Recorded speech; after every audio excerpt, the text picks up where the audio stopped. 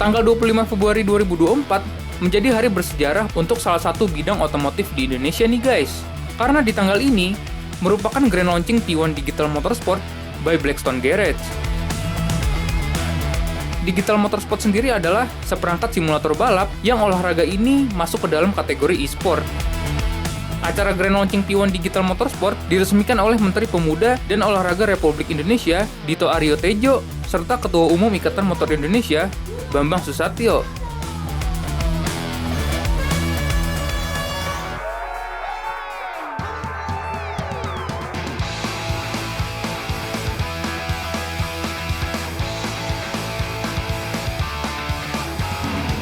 Hari ini kita akan memulai sebuah kegiatan yang sebetulnya sudah lama kita rencanakan, yaitu T1, olahraga otomotif melalui simulator.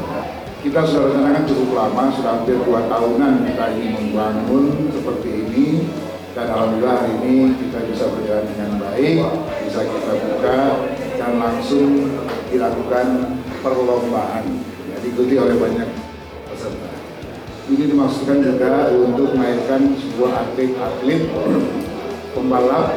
Kita mulai dari simulator ini sebagai upaya dan wahana pemula. Setabrak-tabrakan di sini pasti nggak akan luka-luka. Lecet pun enggak. Nah dari sini nanti biasanya bergeser ke knockout, ya, barulah nanti ke jenis-jenis balap yang lainnya.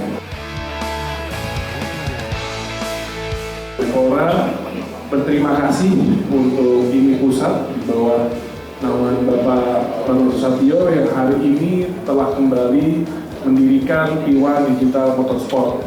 Seperti kita ketahui bahwa simulator driving ini, racing experience ini adalah suatu yang saat ini sangat dibutuhkan. Pertama, dari FIA sendiri sejak 2018 sudah membuka komisi digitalnya. Jadi untuk segi prestasi ini juga bisa, dan juga ini juga bisa digunakan juga untuk pembinaan, itu yang paling penting. Dari sinilah kita berharap bibit-bibit racer-racer muda kita yang nantinya bisa berlaga dari go-kart sampai rally, sampai syukur-syukur F1, ini bisa dilahirkan dimulai dari simulator racing ini.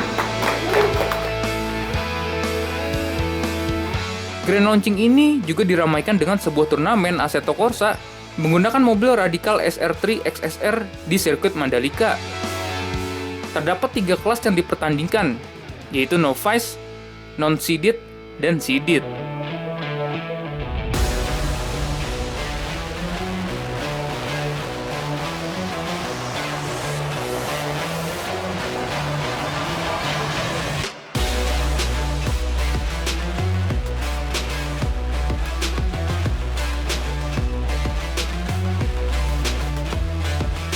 Saya namanya Muhammad Razan Putra dan umur saya 17 tahun.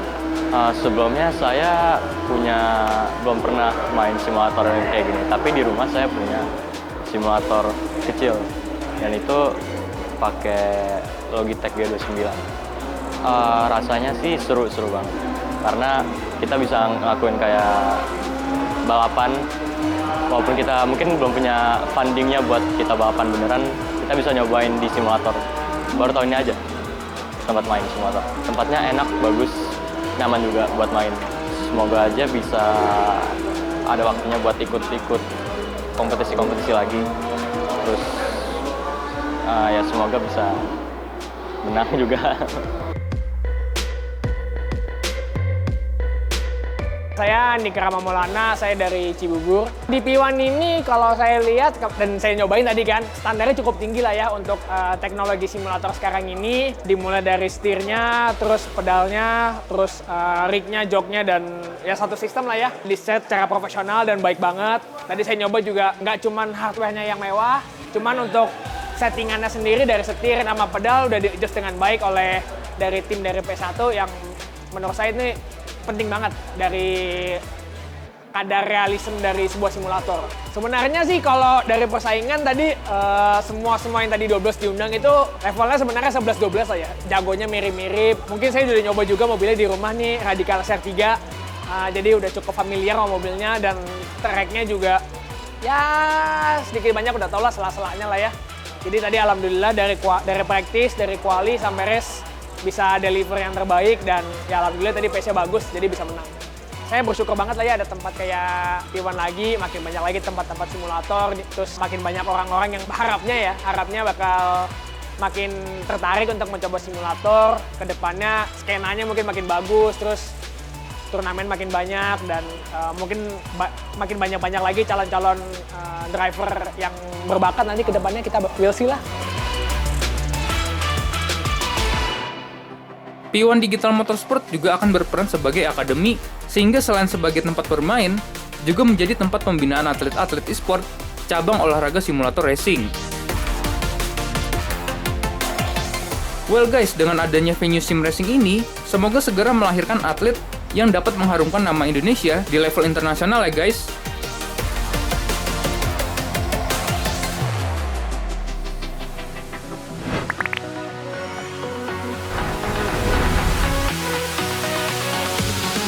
Halo Sobat IMI TV, kali ini gue berada di IMS tahun 2024 G-Expo Kemayoran. Di IMI Update kemarin, gue ngebahas Suzuki Jimny dan Toyota Hilux Rangga. Kali ini gue bakal ngebahas mobil dan motor listrik yang benar-benar canggih. Nah, penasaran kan mobil dan motornya? Simak terus IMI Update berikut.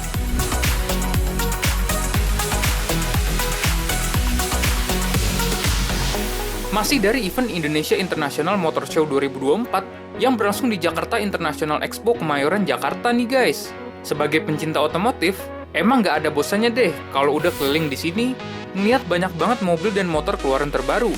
Kira-kira mobil dan motor terbaru apa ya yang kece di sini? Kita cari yuk!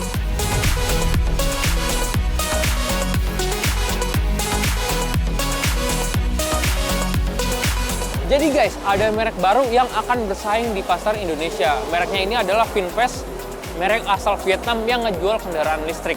Dan kita lihat di booth-nya Vinfast ini, mobilnya itu semuanya jenisnya hatchback, dari yang small sampai yang ukurannya agak gede. Semua kendaraannya full elektrik. Sebenarnya dari Vinfast sendiri harganya ini belum diumumin ya, tapi diprediksi harganya itu dari 280 jutaan sampai 400 jutaan. Dan desain mobil ini tuh rata-rata punya bahasa desain yang sama, tapi sama-sama futuristis. Nah, makanya gue suka nih.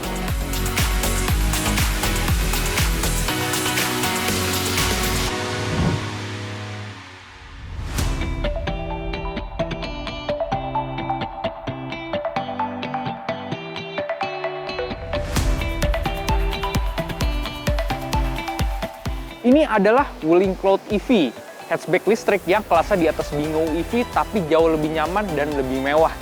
Mobil ini akan bersaing ketat sama BYD Dolphin.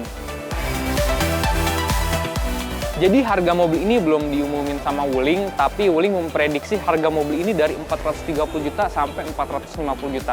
Sebenarnya lebih mahal sedikit sama BYD Dolphin. Kemudian dia pakai baterai listrik bertenaga 134 horsepower dan torsinya 200 Nm. Jarak tempuhnya juga sangat jauh, yaitu 505 km tergantung varian. Yang unik dari mobil ini adalah dia itu desainnya terinspirasi dari lekukan awan, makanya namanya itu cloud. Lihat ya, apalagi kalau warnanya putih, itu bener-bener mirip banget. Bukan cuma itu, dia tarikan garisnya itu seperti mobil masa depan, bener-bener agresif. Terlihat di sini lampu LED DRL nyambung dari ujung ke ujung, terlihat sangat futuristis. Kemudian untuk lampu utama, dia udah LED proyektor. Dimensi mobil ini untuk seekor hatchback dia cukup gede guys. Dia itu panjangnya 4,2 meter dan tingginya 1,6 meter. Serta ground clearance-nya cukup tinggi, yaitu 180 mm. Jadi kalau lewat jalan-jalan yang rusak, cukup ekstrim, mobil ini sebenarnya masih memadai. Kemudian di seluruh bodi terlihat ada beberapa kamera karena di mobil ini udah ada fitur kamera 360 serta sensor-sensor yang sangat canggih karena di mobil ini juga udah ada ADAS-nya. Yang unik dan yang gue suka, dia ini door handle-nya ini induktif hidden door handle, jadi bener-bener clean, terlihat aerodinamis, ngingetin gue sama Nissan GT-R. Untuk rem dia depan belakang udah cakram, kemudian udah ada fitur ABS, EBD, dan BA. Kalau kita lihat dari ukuran pelek ini cukup gede, dia itu ring 18, dibalut dengan ban 215 profil 55. Kalau kita lihat lebih detail lagi, rata-rata kan mobil itu nggak mentingin fitment. Mobil ini mentingin fitment, karena terlihat ini bener-bener hampir rata fender guys. Jadi kelihatan keren banget kalau misalnya di kamera. Oke, jadi di bagian belakangnya ini menurut gue sangat futuristis. Dia ini filosofinya ya seperti desain awan. Kemudian dia ada stop lamp LED yang benar-benar futuristis karena garisnya itu tipis dari kanan sampai kiri. Tapi yang sayang ya, mobil ini kan udah kayak dilengkapi oleh sensor parkir, kamera mundur, terus sudah ada rear defogger, sayangnya dia belum dilengkapi oleh rear wiper. Wih, gue kaget banget sama interiornya, karena selain futuristis, dia ini juga homey banget, kayak di rumah. Karena di interiornya ini pakai tema home space living, jadi bener-bener kayak di rumah. Contohnya ya, ini joknya ini retrimannya kayak di sofa, dan ini bukan retriman yang murahan, ini retriman yang premium. Jadi bener-bener nyaman, empuk, dan untuk perjalanan jauh itu kita nggak capek. Ini keren banget nih joknya. Udah gitu pengaturannya juga lengkap banget. Terus yang unik, dia pengaturan AC, radio itu udah jadi satu di layar yang 15 inci ini. Jadi gede banget. Untuk penglihatan ini lebih dari cukup. Kemudian di panel instrumennya ini udah serba digital. Jadi sangat futuristis dan kita nggak ngebosenin ngelihat interiornya. Kemudian di dalamnya sini ya, yang gue suka dia juga banyak tempat penyimpanan guys. Karena di sini ada konsol tengah, terus ada wireless charging, ada 3 buah cup holder, sampai di bawah ada laci penyimpanan tertutup yang sangat besar. Gue suka. Setir, ada cruise control, sama dia udah bisa tilt dan teleskopik. Jadi untuk sehari-hari mobil ini benar-benar mempermudah kita guys. Oke, jadi kesimpulannya guys ya, dengan harga diperkirakan Wuling 430 sampai 450 juta, menurut gue worth it banget. Karena ini dalamnya lebih nyaman daripada BYD Dolphin, dan fiturnya ini lebih canggih guys, gue suka banget. Jadi menurut gue ya kita tungguin aja harga resminya dari Wuling. Kalau misalnya emang bener segitu, menurut gue mobil ini sangat worth it.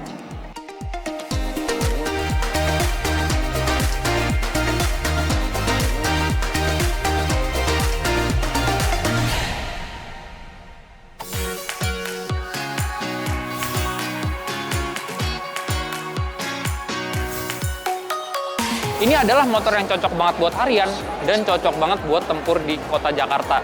Karena dia punya performa yang cukup bagus untuk motor listrik dan juga jarak tempuh yang sangat panjang. Motornya adalah Alpha One XP buatan Indonesia. Harga motor ini adalah 36 juta. Menurut gue worth it banget karena dia punya baterai yang cukup bertenaga. 5,3 horsepower, torsinya 46 Nm. Top speed-nya cukup kencang buat motor listrik, yaitu 90 km per jam. Jarak tempuhnya juga sangat jauh, yaitu bisa 140 km. Luar biasa. Dari segi safety, menurut gue motor ini cukup aman, karena dia depan belakang udah rem cakram dan udah ada ABS-nya. Dan untuk sektor kenyamanan, dia ini penggunaan peleknya kecil, yaitu ring 14, tapi bannya itu tebal banget. Bagian depan itu ukurannya 90/90, sedangkan yang belakang 180/80. Jadi untuk lewat jalan-jalan yang rusak, motor ini sangat empuk. Fitur di motor ini sangat canggih. Pertama, dia panel instrumennya full digital, dia nampilin speedometer sama persenan baterai. Kemudian enaknya di motor ini udah ada USB port, jadi kita bisa ngecas waktu perjalanan. Dari mode berkendara sendiri ini ada 3, dari Eco, S-Cruise, sama Sport. Nah, kalau Sport itu ya kalau ingin kalian kenceng-kenceng.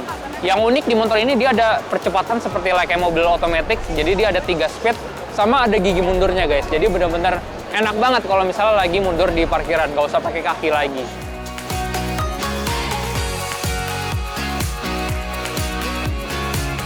Menurut gue dengan 36 juta motor ini sangat worth it untuk harian karena ya udah listrik, ramah lingkungan, dan sangat halus dikendarai. Ya daripada lo beli PCX, Gredak, dan NMAX paling moge, ya lo beli motor listrik ini aja. Dimensinya sama-sama luas juga, dan dia lebih ramah lingkungan. Jarak tempuhnya bisa 140 km. Nah, keren banget. Makanya gue udah gak sabar nih pengen test drive. Ayo kita test drive aja.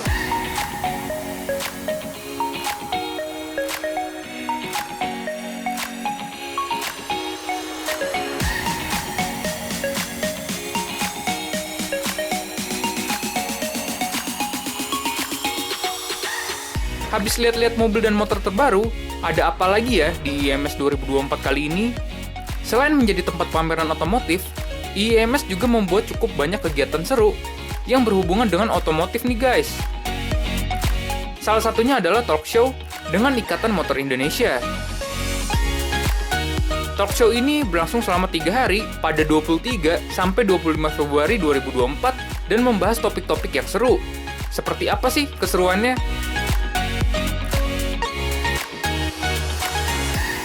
Di tanggal 23 Februari, temanya membahas sosialisasi Peraturan Menteri Perhubungan Nomor PM 45 Tahun 2023 tentang kustomisasi kendaraan bermotor.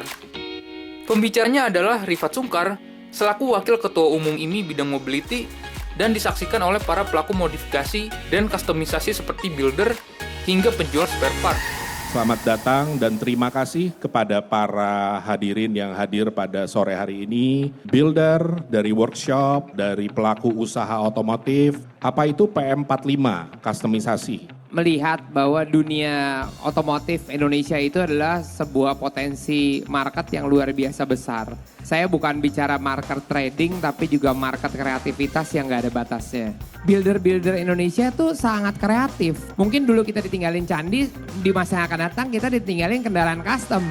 Ternyata aturan yang mengatur gak ada. Kalau mobil ganti mesin harus sesuai dengan ATPM-nya. Saya punya cerita, saya punya mobil VW kodok ganti mesin. Datang ke ATPM VW, nggak ada mesin VW kodok di situ. Jadi ada aturan yang harus disesuaikan dengan perubahan zaman. Kita punya mobil-mobil yang memang dibikin custom yang udah juara di beberapa negara, tapi di Indonesia nggak bisa jalan karena nggak ada aturan yang melandasi itu. Agenda saya adalah memajukan industri kreatif otomotif Indonesia yang nggak pernah punya kesempatan untuk bisa maju. Sebelnya minta ampun ngeliat mobil-mobil palsu itu. Mereka bilang lihat tuh Dakota palsu dijual sekarang 200 juta. Yang palsu aja 200, yang asli kali 3 lah Pak. Jadi market yang asli ada, market yang custom ada. Mobil kalau ganti mesin kayaknya udah hina banget. Nomor sasisnya rusak, kayaknya udah melanggar aturan yang luar biasa. Sementara di Amerika ngelihat kayak gitu, ini emas.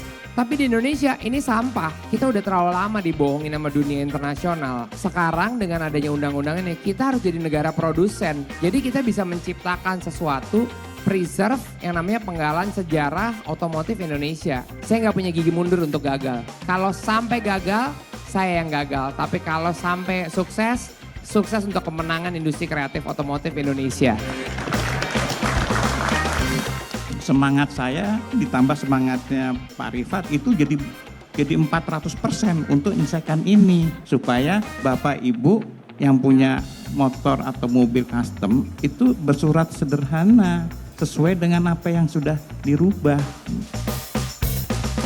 Dengan terbitnya Peraturan Menteri Perhubungan Nomor 45 Tahun 2023 inilah pemerintah memberikan solusi yang terbaik. Kustomisasi itu adalah upaya merubah sebuah kendaraan bermotor untuk lebih bisa memiliki value yang lebih baik lagi. Dari sektor Kementerian Perhubungan, pada intinya adalah kami sangat concern atau sangat memperhatikan terhadap aspek keselamatan dari kendaraan bermotor itu sendiri. Ada unsur-unsur keselamatan yang harus dipatuhi dalam melakukan kustomisasi kendaraan bermotor. Saya yakin bahwa kompetensi-kompetensi yang ada di masing-masing bodybuilder ataupun workshop kustomisasi, saya yakin personelnya pun sudah memiliki kompetensi-kompetensi yang handal bahwa produk-produk kustomisasi yang dari Indonesia banyak laku di luar negeri. Untuk memastikan bahwa produk tersebut telah memenuhi requirement yang tadi saya sampaikan, wajib dilakukan pengujian. Dalam hal sudah memenuhi persyaratan, maka akan diterbitkan namanya bukti lulus uji tipe dan juga sertifikat registrasi uji tipe. Yang mengajukan legalisasi dari kustomisasi tersebut itu adalah bengkel custom itu sendiri. Di dalam Indonesia sendiri, jika kendaraan tersebut akan dioperasikan di Indonesia, tentunya kendaraan-kendaraan yang akan dikustomisasi harus memiliki historical kendaraan yang clear. Restorasi adalah mobil asli yang udah berantakan, dibalikin menjadi asli lagi sesuai dengan bentuk aslinya. Kustomisasi adalah ada kemungkinan satu mobil berubah bentuk atau dua mobil menjadi satu. Yaitu bodinya lama, sasisnya baru. Membuat mobil dari nol, PM45 ini tidak bisa. Kenapa? Karena kami tidak bisa melahirkan nomor mesin baru, nomor sasis baru. Karena kita bukan dokter kelahiran. Dokter kelahirannya ATPM-nya zaman dulu. Tapi kalau dua mobil menjadi satu, berarti kan ada dua surat. Mobil yang tidak boleh dikopi adalah yang di bawah 25 tahun. Tapi di atas 25 tahun mau dikopi sama itu is okay. Kalau mobil donor, bebas mobil donornya. Mau dari tahun berapapun gak kenapa-napa. At least we have 50% of opportunity to do something. By the time being berjalan, kreasinya banyak, pasti saya akan usahain lagi supaya yang benar-benar dari nol kita usahain untuk bisa.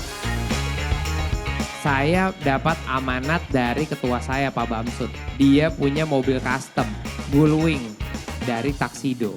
Karena dia lokomotif saya, kita akan bikin mobil itu sebagai mobil percontohan.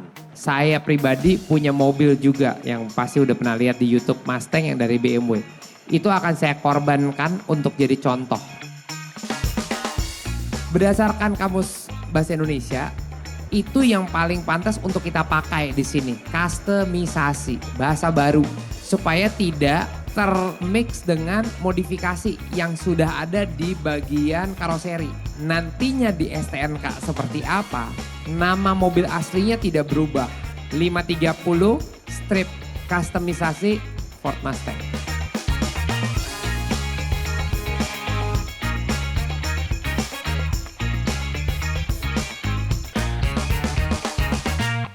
Di tanggal 24 Februari, Talkshow Ikatan Motor Indonesia membahas mengenai Indonesia Green Tourism.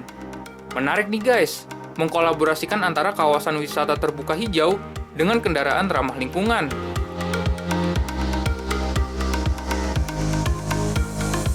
Dalam perjalanannya, para wisatawan ini, baik mancanegara maupun Nusantara, selalu datang pakai transportasi. Nah, mudah-mudahan ke depan dengan kolaborasi kami dengan PLN, dengan komunitas, mari kita jadikan perjalanan wisata itu yang ramah lingkungan. Cita-cita bangsa kita, cita-cita pemerintah kita, tahun 2060 net zero carbon atau net zero emission. Apa itu green tourism? Mengurangi emisi gas rumah kaca, tentunya yang paling berpengaruh adalah kendaraan-kendaraan yang ada sekarang. Peningkatan penggunaan kendaraan rendah emisi.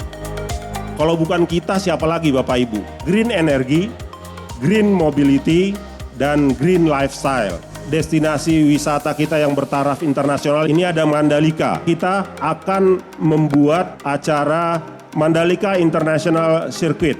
Apa di sana? Ya tentunya memperkenalkan EV ecosystem, EV community. Kita menciptakan EV ecosystem ini tidak bisa sendiri. Kami harus menggandeng semua elemen yang ada untuk menjadi mitra kami.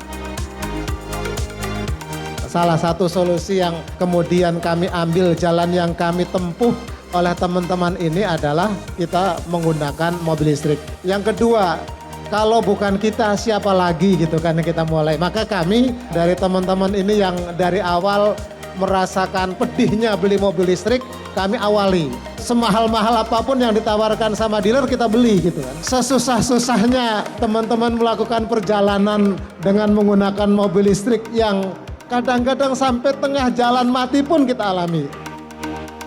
EV friendly itu adalah bagaimana lokasi-lokasi wisata atau destinasi wisata itu kita berharap sih hotel-hotel yang ada di daerah-daerah wisata itu at least sebagai last resources.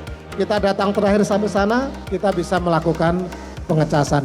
Ke depan itu menjadi prasyarat kalau hotel mau laku, ya dia sudah punya charger. Ada jin di pohon berduri, mohon izin undur diri. Ada koleksi, ketuanya Om Arwani. Ayo beralih. Kita menggunakan EV, kita selamatkan bumi.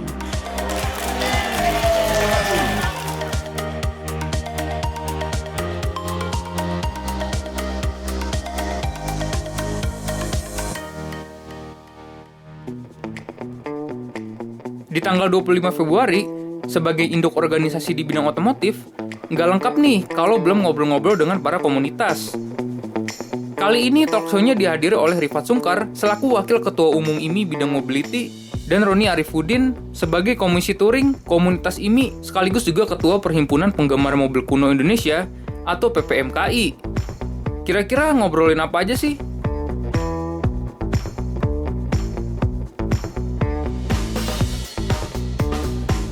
Di IMI kita punya divisi salah satunya namanya IMI Mobility, di mana IMI Mobility ini adalah satu departemen yang membawahi komunitas kendaraan Indonesia. Nah, di bawah IMI Mobility kita punya berbagai pilar.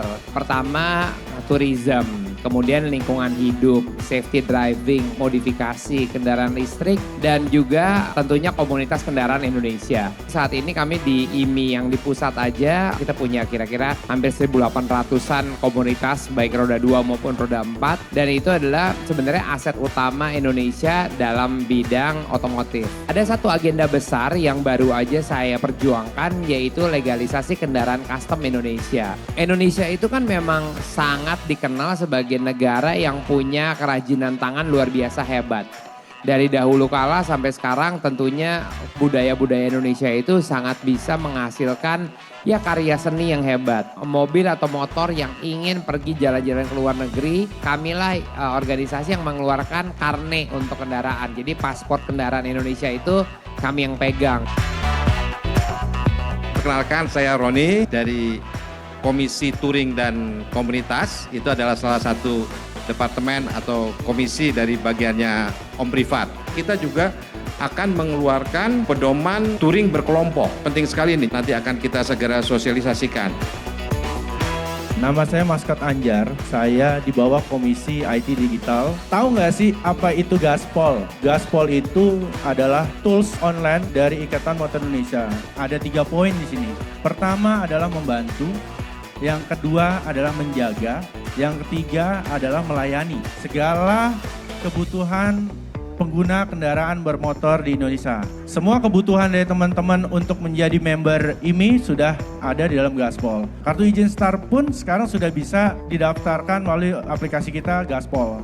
Kita punya namanya Gaspol Roda, Emergency Roadside Assistant. Manggil direct towing itu harganya lumayan mahal. Dengan cuma jadi member Roda, teman-teman per satu kejadian itu cuma bayar 30.000. Kita hadir di 35 provinsi di Indonesia, jadi teman-teman udah nggak usah khawatir. Perisai itu apa? Itu adalah tanggung jawab hukum pihak ketiga. Sekarang banyak naik mobil, tabrak, lari. Teman-teman itu dengan member kita yang 50.000 setahun dapat premi 5 juta. Teman-teman itu akan mendapat tanggungan pihak ketiga. Jadi teman-teman nabrak mobil depan kita diasuransikan sama kita. Perlindungan untuk asuransi perjalanan. Kalau ini sudah include benefitnya masuk pada saat teman-teman melakukan pendaftaran menjadi member IMI. Di sini ada fitur namanya Mitra. Hotel-hotel yang sudah bekerja sama tempat kita, diskonnya melebihi yang ada di online. Untuk rumah sakit yang sudah kerjasama sama kita, diskonnya itu 20%. Teman-teman komunitas Dankep boleh kok menjual merchandise-nya yang resmi dari teman-teman dititipkan ke kami di dalam aplikasi. Kita sudah punya IMI Radio. Sekarang IMI Radio juga sudah bisa langsung didengarkan langsung di dalam aplikasi kita. Selanjutnya kita punya IMI TV nih. Di dalam aplikasi sudah direct langsung ke IMI TV. Sekarang semuanya sudah tersaji di dalam aplikasi kita. Fitur terbaru kita itu ada namanya P1. Teman-teman kalau mau main simulator sudah bisa direct melalui sini untuk pendaftaran registrasi. Karena kedepannya kita juga ada akademi nih untuk digital simulator. Kita nanti ada nearby service. Teman-teman tinggal masuk aja fitur ini, tinggal cari SPBU terdekat apa, bengkel resmi yang sudah kita validasi di mana. Itu kita didirect langsung ke sana. Kita mau kerjasama sama kepolisian adalah panic button. Aplikasi Super App Otomotif, kita punya tagline namanya teman perjalanan Anda. Oh, keren.